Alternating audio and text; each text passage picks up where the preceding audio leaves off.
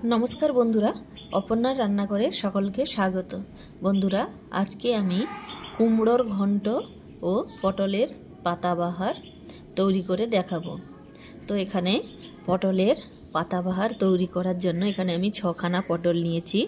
पटलेर गाटा चेचे एक दिक थेके एरकम छोटो छोटो करे এইভাবে ছোট ছোট করে কাট কেটে নিয়েছি।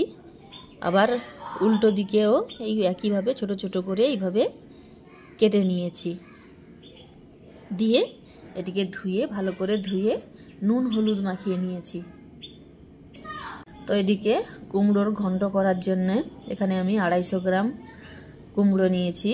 কুমড়োটা ছালটা বাদ দিয়ে এইভাবে লম্বা লম্বা করে কেটে নিয়েছি। আর এদিকে দুটো বড় আলু নিয়েছি। আলুটা খোসা ছাড়িয়ে এইভাবে ডুমো ডুমো করে কেটে ধুয়ে নিয়েছি। তো এদিকে আমি 100 গ্রাম ছোলার ডাল নিয়েছি। তো ডালটা ভালো করে ধুয়ে আগের দিন রাত্রে ভিজিয়ে রেখে দিয়েছিলাম। তো সুন্দর ভিজে গেছে ডালটা আমার। তো যে ডালটা জলটা ফেলে জলটা ঝরিয়ে নিয়েছি। এবার আমি চলে যাব রান্নায়। বন্ধুরা এখানে আমি ওভেনে কড়া বসিয়ে সাদা তেল দিয়ে দিয়েছি।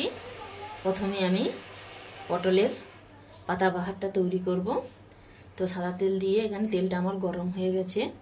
এবার এর মধ্যে পটলগুলো দিয়ে দেব। তো পটলগুলো এখানে তেলের মধ্যে দিয়ে দিয়েছি। এবার একটা ঢাকনা দিয়ে ঢাকিয়ে 2 পিঠ লাল করে ভেজে নেব। পটলগুলো 2 পিঠ লাল করে ভেজে নেবার পর এবার একটি গ্লাসের তলা দিয়ে পটলগুলো হালকাভাবে চেপে দেব।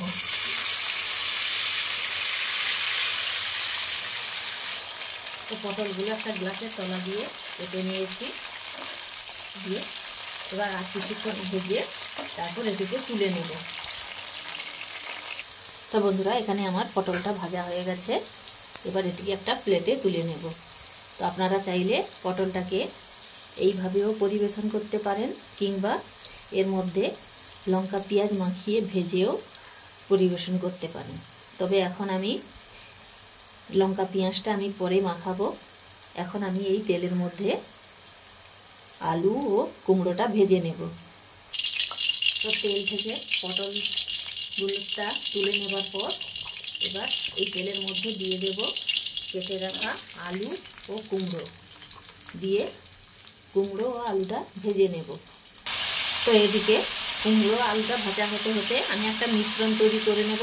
তার জন্যে এখানে আমি একটা বাটিতে 2 চামচ টক দই নিয়েছি। এবার এর মধ্যে দিয়ে দেব 1 চামচ আদা বাটা।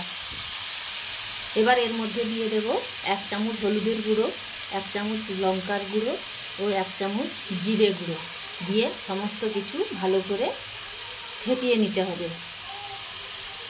তো এখানে আমার কুমড়ো ও আলুটা ভাজা হয়ে গেছে। এবার এটিকে একটা বলে তুলে নেব। তো কুমড়ো ও আলুটা ভেজে তুলে নেবার পর এখানে কড়াতে অল্প পরিমাণ তেল রয়েছে। এখানে এই ভেজে রাখা পটলগুলো দিয়ে দেব। আর এদিকে আমি একটা ছোট প্লেটের মধ্যে পেঁয়াজ বাটা ও লঙ্কা গুঁড়ো এইভাবে মিশিয়ে নিয়েছি। এবার হাত দিয়ে কিংবা চামচের সাহায্যে এইভাবে লঙ্কা পেঁয়াজটা পটলের মধ্যে এইভাবে মাখিয়ে দেব।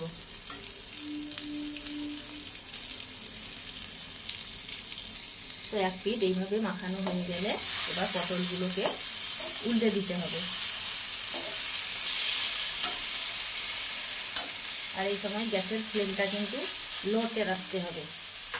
দিয়ে আবারও একইভাবে এপাশেও লঙ্কা পেঁয়াজ বাটা মাখিয়ে দেব। তো দুদিকে আমার লঙ্কা পেঁয়াজটা মাখানো হয়ে গেছে। এবার আস্তে আস্তে আবার এটাকে উল্টে দিতে হবে। তো 2 পিঠ এইভাবে ভেজে নেবার পর এবার এটিকে একটা প্লেটে তুলে নেব। তো বন্ধুরা পটলের পাতাবাহার তৈরি হয়ে গেছে।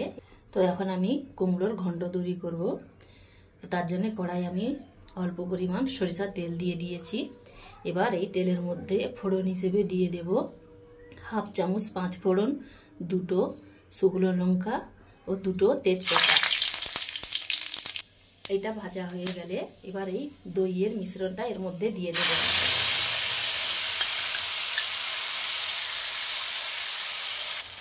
আর দিয়ে দেব মশলা ধোয়া জল সামান্য, দিয়ে মশলাটা কিছুক্ষণ তেলের সঙ্গে কষিয়ে নেব। তো মশলাটা কিছুক্ষণ কষিয়ে নেবার পর যখন মশলা থেকে এইভাবে তেল ছেড়ে আসবে তখন এর মধ্যে দিয়ে দেব ভেজে রাখা কুমড়ো ও আলু, আর দিয়ে দেব ভেজানো ছোলার ডাল, দিয়ে কিছুক্ষণ নাড়াচাড়া করে নেব। কিছুক্ষণ নাড়াচাড়া করে নেওয়ার পর এবার এর মধ্যে দিয়ে দেব প্রয়োজন মতো জল। তো এখানে আমি প্রয়োজন মতো জল দিয়ে দিয়েছি। এবার এটিকে ইন্ডাকশানে বসিয়ে ঢাকনা দিয়ে ঢাকিয়ে সেদ্ধ করে নেব। তো বন্ধুরা, এখানে আমার ডালটা সেদ্ধ হয়ে গেছে এবং সেই সঙ্গে কুমড়ো আলু সেদ্ধ হয়ে গেছে। তো এবার আমি এটাকে একটা ডাল ঘাঁটা দিয়ে ভালো করে ঘেঁটে নিয়েছি। এবার আমি এর মধ্যে দিয়ে দেব স্বাদ মতো নুন ও চিনি। তো এখানে আমি নুন ও চিনি দিয়ে দিয়েছি। এখানে কিন্তু ডালটা একটু মিষ্টি মিষ্টি হবে, তবে কিন্তু খেতে ভালো লাগবে। এবার আমি উপর থেকে ছড়িয়ে দেব 1 চামচ ঘি। তো 1 চামচ ঘি ছড়িয়ে একটু নাড়াচাড়া করে নিয়ে এবার ইন্ডাকশানটা বন্ধ করে দেব। তো বন্ধুরা, তৈরি হয়ে গেল আমার কুমড়োর ঘন্ট, এবং এটি দারুণ খেতে হয়।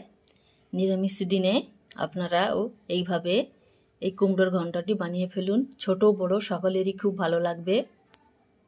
সেই সঙ্গে আপনারা যদি আমার এই রেসিপিটি ইউটিউব থেকে দেখে থাকেন তাহলে আমার চ্যানেলটিকে অবশ্যই লাইক, শেয়ার ও সাবস্ক্রাইব করুন, এবং ফেসবুক পেজ থেকে যদি দেখে থাকেন তাহলে অবশ্যই ফলো ও লাইক করতে একদমই ভুলবেন না। তো বন্ধুরা, আজকে এই পর্যন্ত। পরের দিন আবার নতুন কোনো রেসিপি নিয়ে চলে আসব। তো সবাই ভালো থাকবেন। ধন্যবাদ।